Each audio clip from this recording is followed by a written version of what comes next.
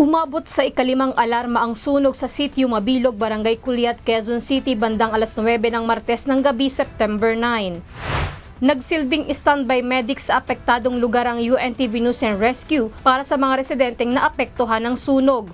Wala namang naitalang biktima o nangailangan ng pangunang lunas sa naturang insidente.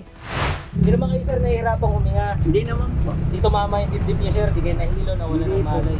Yan lang sir. Okay. Pati nga sir. Habang pabalik ang rescue team sa base, nadaanan ng grupo ang banggaan ng isang taxi at L300 sa Quirino Highway.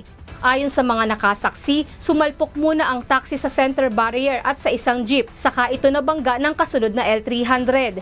Nadatna ng grupo na nakatayo ang driver ng taxi na iniinda ang hiwa sa loob ng kanyang itaas na labi na agad namang binigyan ng paunang lunas ng team. Ayon sa driver ng L300, hindi na kinaya ng kanyang preno kaya ito sumalpok sa taxi. Unang binangga yung barrier, tumama sa jeep. Ngayon, umiikot siya. Ngayon, hindi ko nakayanan ng preno ko, inabot siya ng konti.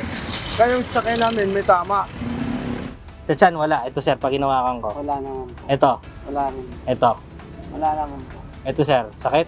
Wala naman. Ito.